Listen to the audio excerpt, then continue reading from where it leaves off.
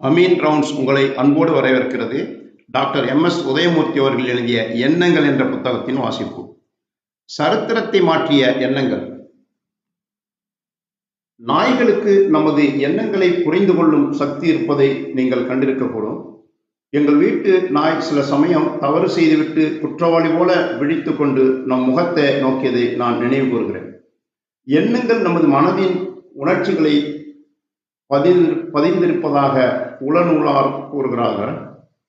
எண்ணங்களை வார்த்தைக்கு அப்பாற்பட்ட ஒருவித சக்தி மூலம் மிருகங்கள் உணர்ந்து கொள்ளுது.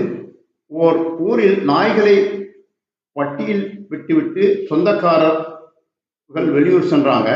அவர்கள் திரும்பி வரும் நாளன்று பட்டியலில் இருந்த நாய்கள் மிக சாதாரண முறையில் குறைத்ததையும் பழகியதையும் தங்கள் மகிழ்ச்சியை தெரிவித்ததையும் பட்டிக்காவலர்கள் கண்டாங்க.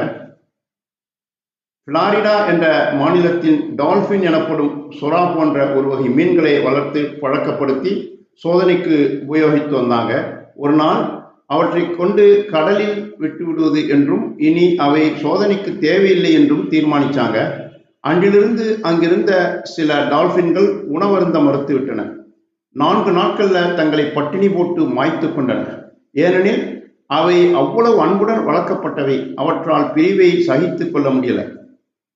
எண்ணங்கள் பிற உயிர்களிடம் வாய்ச்சொல் மூலம் மட்டும்தான் பரவுது என்பதல்ல, ஏதோ ஒரு தனி சக்தியாக அவை பரவுகின்றன. விஞ்ஞானத்தில் இன்று வரை 3 முக்கிய சக்திகள் இருப்பதாக கண்டுபிடித்திருக்கிறாங்க. 1 புவியீர்ப்பு சக்தி, 2 மின்காந்த சக்தி, 3 கருப்பொருள் சக்தி.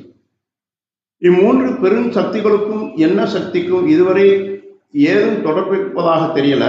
மின்காந்த சக்தி புகாத கான்கிரீட் அறைக்குள் இருந்த எண்ணங்களை வெளியில் அனுப்ப முடியும்.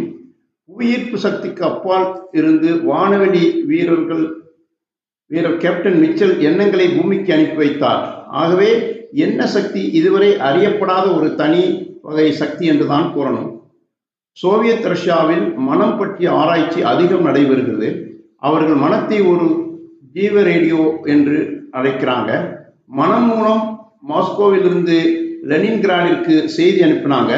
இதை பற்றி அறியும் போது அமெரிக்க அரசாங்கத்திற்கு கவலை ஏற்படுது. ஏனெனில் தனது சோதனை சாலையில் அமர்ந்த வண்ணம் ஒரு ரஷ்ய மன விஞ்ஞானி அமெரிக்க ஜனாதிபதியின் மனதில் ரஷ்யாவை பற்றி என்ன எண்ணங்கள் ஓடுகின்றன என்று எளிதில் அறிந்து கொள்ளக்கூடும். பிறகு மாற்றுக்கு தன் எண்ணம் ஒன்றை செலுத்தி அமெரிக்க ஜனாதிபதியின் மன ஓட்டங்களை மாற்றிவிட முடியும் என்று பயந்தாங்க. இவை எல்லாம் கற்பனை அல்ல, நாளை நிகழக்கூடியவை. இதை அறிந்து அமெரிக்க வான்வெளி ஆராய்ச்சி கழகம் இதை பற்றிய ஆராய்ச்சிகளில் ரகசியமாகவும் மும்முரமாகவும் ஈடுபட்டிருக்கிறது. வானவெளியில் செயற்கை சந்திரனை பறக்கவிட முன் ஒரு சமயம் ரஷ்யாவின் விஞ்ஞான முன்னேற்றத்தை பற்றி ஜீன் டிக்சன் என்ற அமெரிக்க பெண்மணி தம்மிடமுள்ள ஒரு கண்ணாடி கோலத்தை பார்த்து ஜோசியம் கூறினார். அவர் அப்படியே தத்ரூபமாக வானில் பறக்கவிருந்த செயற்கைக்கோளை விவரித்தார். அதன் பலனாக மறுநாளே அவர் ஒரு ரஷ்ய உளவாளியாக இருப்பாரோ என்று சந்தேகித்து அமெரிக்க ரகசிய போலீசார் அவர் வீட்டுக்கு வந்துவிட்டனர். கடந்த காலம், நிகழ்காலம், எதிர்காலம் என்று எல்லாவற்றையும் பார்த்து தீர்க்கமாக ஜோசியம் கூறும் வல்லமை படைத்த புகழ்பெற்ற பெண்மணி திருமதி டிக்சன். பொதுவாக ஜோசியம் என்பது உண்மையல்ல, உண்மைக்கு மாறானது. எண்ணங்கள் மூலம் உயிரற்ற ஜடப்பொருள்களை கூட ஆட்டி வைக்கலாம் என்பதை விஞ்ஞானிகள் கண்கூடாக கண்டிருக்கிறாங்க.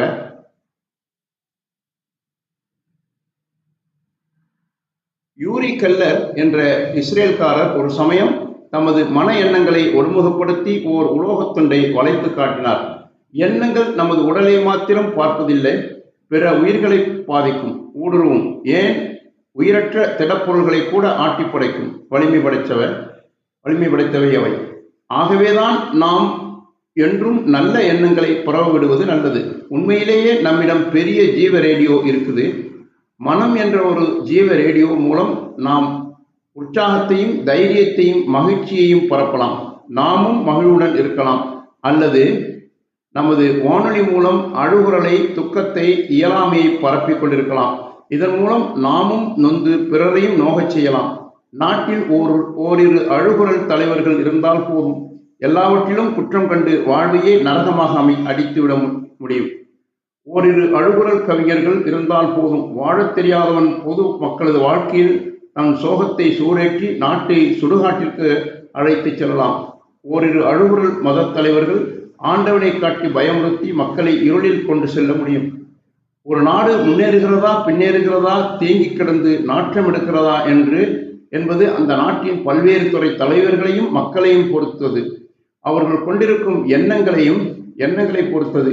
அங்கே நல்லவர்கள் இருக்கிறார்களா, சுயநலக்காரர்கள் இருக்கிறார்களா, அல்லது சோக கீதம் பாடுபவர்கள் இருக்கிறார்களா என்பதை பொறுத்தது. நல்லவர்களையும் தீயவர்களையும் எடை போட்டால் யார் மிஞ்சுகிறார்கள் என்பதை பொறுத்தது. மக்களின் எண்ணத் தொகுதிதான் ஒரு நாட்டின் வளர்ச்சியாக, முன்னேற்றத்திற்கு வழிகாட்டியாக இருந்திருக்கிறது அல்லது அழிவின் அறிகுறியாக அமையுது. ரோம் சாம்ராஜ்யம் அழியும் முன்பு அது குடிபோதையிலும் இன்ப போதையிலும் காலங்கழித்ததை பற்றி சரித்திர ஆசிரியர்கள் எழுதுகிறாங்க. அசோக சாம்ராஜ்யத்தின் முக்கியத்துவத்தை அங்கே அன்று நிலவிய எண்ணங்கள் மூலம் இன்று நாம் உணர்கிறோம். சங்க காலத்தின் சிறப்பை அன்று பாடிய கவிஞர்களின் எண்ணங்களிலிருந்து அறிகிறோம். நமது நாடு மகத்தான தலைவர்களை வழங்கியிருக்கிறது. காந்தி, நேரு, பாரதி, அண்ணா என்று அவர்கள் வழங்கிய எண்ணங்கள் எல்லாம் புனிதமானவை, உயர்ந்தவை, உண்மை, நேர்மை, வீரம், இனிமை என்று எல்லாம் மகத்தான எண்ணங்கள். நாம் இதை நினைவில் கொள்ளணும். புத்தரின் எண்ணங்களால் சரித்திரம் எப்படி மாறியது என்பதை எண்ணிப்பார்கள்.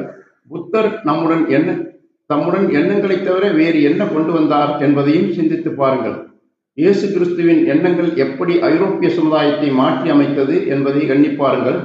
ஆபிரகாம் லிங்கன், காந்தி என்று இவர்களெல்லாம் எப்படி சில எண்ணங்களுடன் வந்து உலகின் சரித்திரத்தை மாற்றி அமைச்சாங்க என்பதை யோசித்து பாருங்கள். பாடினார் பாரதி, பேடி சோறு நிகழ்ந்தென்று பல சின்னஞ்சிறுகதைகள் பேசி மனம் வாடி துன்பமிகு உழன்று பிறர் வாட பல செயல்கள் செய்து அத்தகைய கீழான எண்ணங்களாலா உங்கள் உள்ளம் என்ற கேள்வியினை நிறைக்கப் போகிறீர்கள்? இல்லை, நல்ல எண்ணங்களை உள்ளே விடுவோம். அதனால் நாமும் உயர்வோம், நாடும் உயர்வோம். Thanks for watching. Please subscribe our YouTube channel.